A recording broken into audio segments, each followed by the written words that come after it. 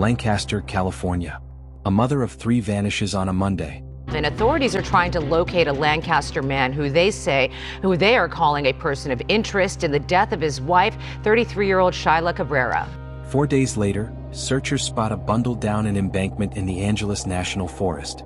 Inside is the body of 33-year-old Sheylla Cabrera. And the one person detectives want to question most, her husband, 36-year-old Jossimar Cabrera, has already flown out of the country with their children. This is the timeline, the evidence, and the international chase unfolding right now. According to the Los Angeles County Sheriff's Department, a missing person report for Sheylla was taken on August 12. The very next day, detectives canvassing their Lancaster apartment complex discover surveillance video of a man, identified by authorities as Jossimar, dragging a large object wrapped in a sheet-like material through a common area. On August 16th, investigators got a tip about something discovered in the Angeles National Forest that turned out to be the body of Sheylla Cabrera. Investigators immediately suspect foul play and expand the search to the nearby mountains. On Saturday, August 16th, a rescue team working the Angeles National Forest radios in a sighting. There's an object down a steep slope that looks eerily similar to what was seen in the video. Deputies hike down, and inside that wrapping they find Shella's body.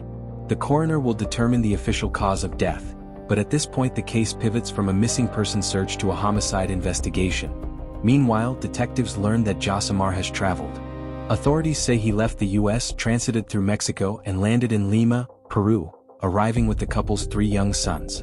Peruvian officials question him briefly at the airport but release him because at that moment, there's no U.S. arrest warrant.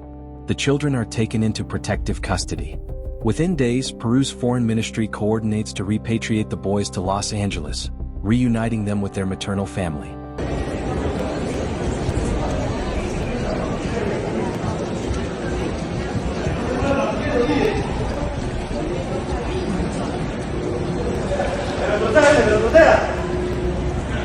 Back in LA County, the case accelerates. On Thursday, August 21st, the district attorney files a murder charge against Jossimar Cabrera and seeks an extradition arrest warrant. As of the latest updates, he remains believed to be in Peru while U.S. and Peruvian authorities work the legal process to bring him back to face the charge. Remember, a criminal charge is an allegation. He is presumed innocent unless and until proven guilty in court. Neighbors and friends describe a deeply worried community. Some told reporters they'd seen signs of abuse, and Shella's family says she had been preparing to report domestic violence.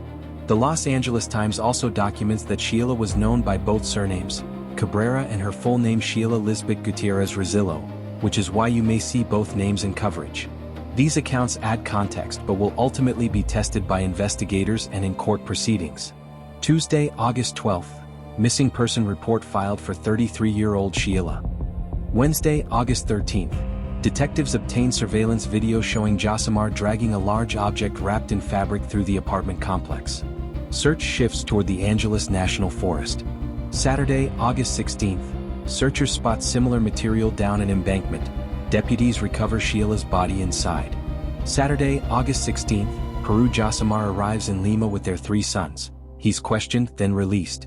The children are placed in protective custody. Following days, Peru's foreign ministry repatriates the children to Los Angeles to be with maternal relatives. Thursday, August 21st, LA County DA files a murder charge and seeks an extradition arrest warrant for Jossimar Cabrera. Now, what evidence is public? First, that surveillance video. Investigators say it shows a man matching Jossimar's build dragging a large, sheet-wrapped object from the couple's Lancaster home shortly after Sheylla disappeared. The material seen in that footage appears similar to what searchers later found around Shella's remains in the forest. While the medical examiner still has to finalize cause of death, prosecutors now believe there's enough to file a murder charge and open the extradition process. Internationally, extradition isn't instantaneous. It's a legal handshake between 2 countries. Here, the DA has filed the charge. Next steps can include formal requests transmitted through diplomatic channels, followed by proceedings in Peru. Until then, investigators in both countries will keep coordinating. If you're following this as it develops, watch for updates about any Peruvian court dates, U.S. extradition filings, or new forensic findings from the medical examiner. A note on names: you'll see Sheylla Cabrera in many reports and Sheylla Lisbeth Gutierrez Rosillo in others.